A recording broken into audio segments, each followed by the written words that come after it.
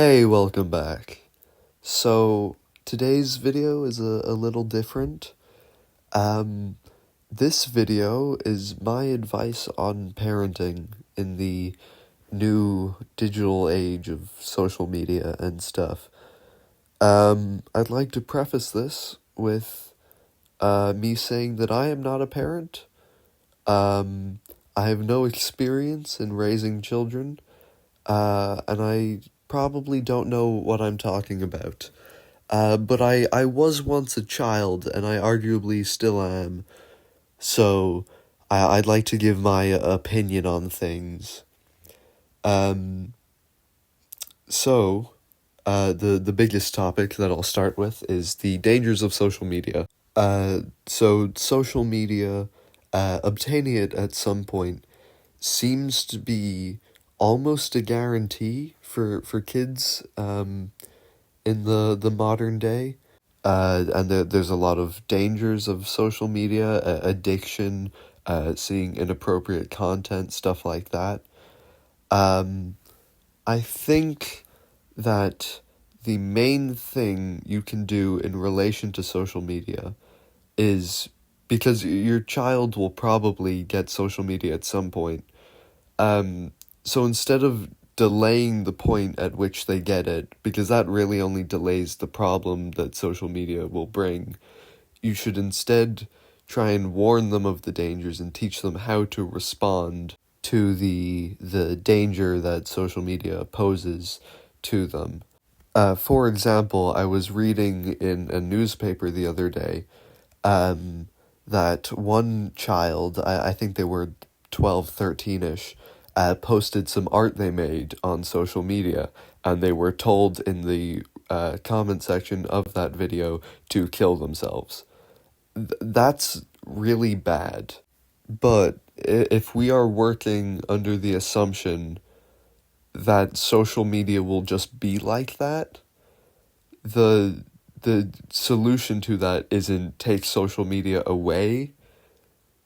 It's more just prepare them for that. I mean, in my opinion, I don't think a 12-year-old should really be posting anything on social media, or at least if they are, turn the comments off. But if they are anyway, I think the the solution to something like that would be to tell your child that if they are posting things on social media, they might encounter things that make them sad or uncomfortable, and you should tell them that they can come and talk to you, and that it's all, like, I mean, if you're told to kill yourself, it's okay to feel sad at that, because that's quite an extreme thing to say. Um, yeah, I think a lot of parents, from what I've seen, have this idea that they can kind of protect their children from, like, the dangers of the real world.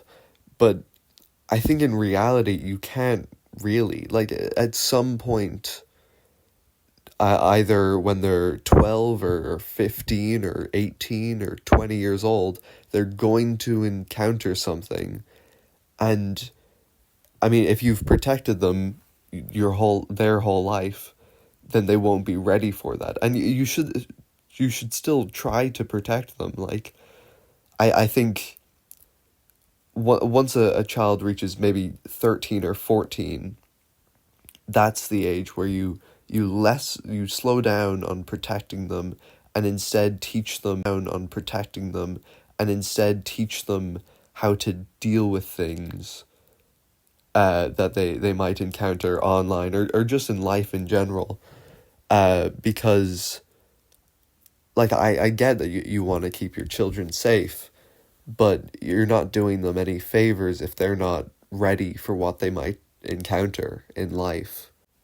I realize that what I'm saying is very disjointed, kind of, but this is more of a emotionally driven video than my others. All right, I'm gonna move on to a different topic within social media, and that is when your child should receive a mobile phone. Um, I can't tell you this. I don't know your child. I would say around 13 or 14 at least. Or once at least. I'd say the youngest someone should be receiving a phone is 13. Um, and don't give them a phone just because like, oh, the other kids in their class have one. That's not really a reason. That's just peer pressure. I give them a phone because they're ready for it, and they can handle it in the, I guess, responsibility that having a phone brings. Then there's the issue of posting things on social media. I'd say probably 14, 15, 16ish, but again, it's not based on age, like just age. It's also based on their maturity and how, like, are they ready for it? Will they be able to put up with the criticism that they might find on the internet? Can be a wonderful place. It can bring a lot of happiness and joy. But it can also bring a lot of sadness. And it really depends on your outlook. I was watching a documentary called The Social Dilemma, I think it was. And in it, there were the people who came up with the idea for the like button. And they said that they thought, this is great. It'll help people feel better about themselves and spread positivity because there's people liking each other's posts. And then the like button has become this kind of popularity contest, and people are feeling sad if they don't get enough likes. So yeah, I guess comparison really is the thief of joy. And I mean, even I've been affected by that to a certain degree. But yeah, it's when they're ready for it. That's when they should be able to get these things. That should be the main takeaway of this video. When your child is ready for social media, allow them to have it. And you have to play a certain part in that. Because if they're going to get social media at some point, which is probably the assumption you should be working under, then you gotta prep them for what social media will bring, teach them how to deal with it. Because, I mean, that's really part of parenting. You have to teach your kids to be ready for the real world, because they won't learn that in maths. They're learning, like, how to find the hypotenuse. I'd also like to talk about the social media ban that the Irish government is considering. I mean, it won't affect me, but I still think it's a really bad idea. One, because I'm pretty sure it's in violation of the United Nations Rights of the Child, Article 13. So that's not good. And also, it's delaying the problem. It's basically saying we're going to delay when they can get social media, and we'll hope that in that time you can teach them how to deal with social media. But honestly, I mean, you should just be doing that, you know? Like, you shouldn't have the government saying you got a however many year grace period from when they probably would have gotten social media before to teach them about it. Like, you can just do that. You don't need the government to step in. And honestly, I think it's kind of weird that the government is stepping in, because surely this should be up to the parents and the children, and the responsibility for what happens on social media should really be on the social media companies, not the children. But anyway, I don't know what's going on. Actually, on that point that social media companies should be responsible, it would be better if they allowed you to censor out things more effectively.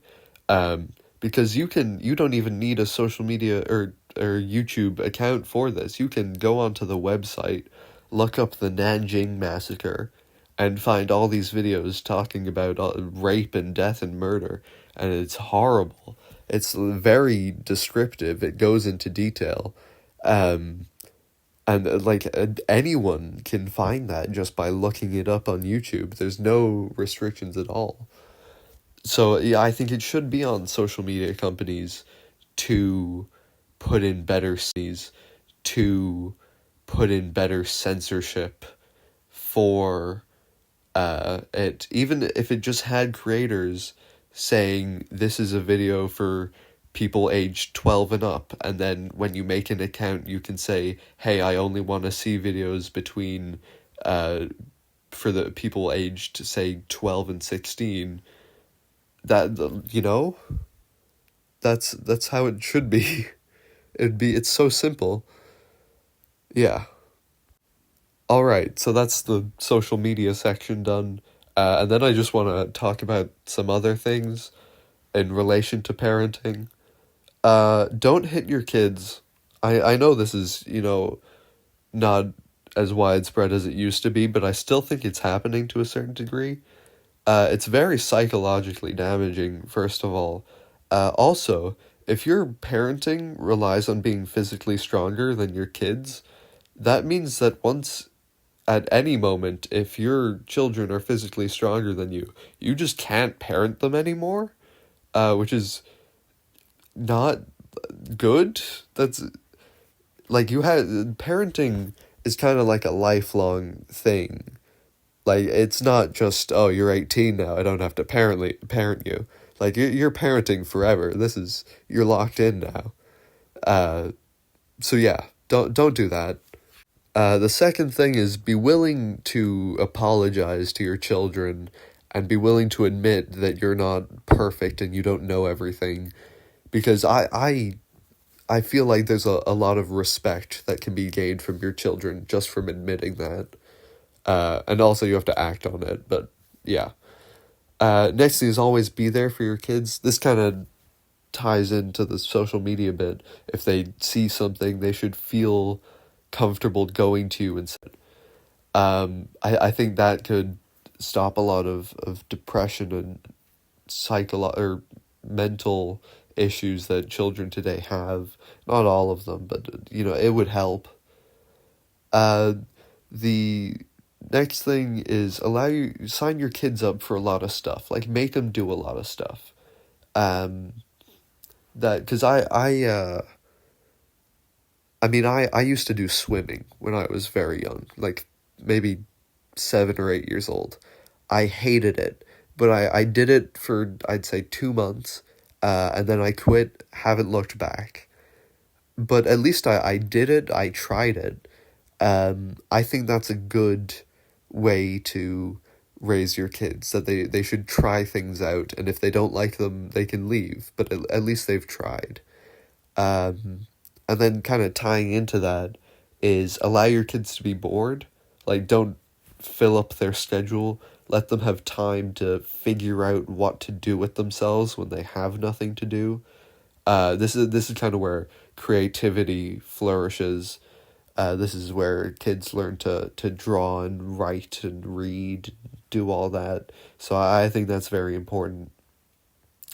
And then the next bit, kind of silly, but I think you should explain to your kids about stranger danger, and it can be dangerous outside, but also explain to them that it's likely they probably won't encounter a kidnapper, and they shouldn't be too worried about going outside by themselves.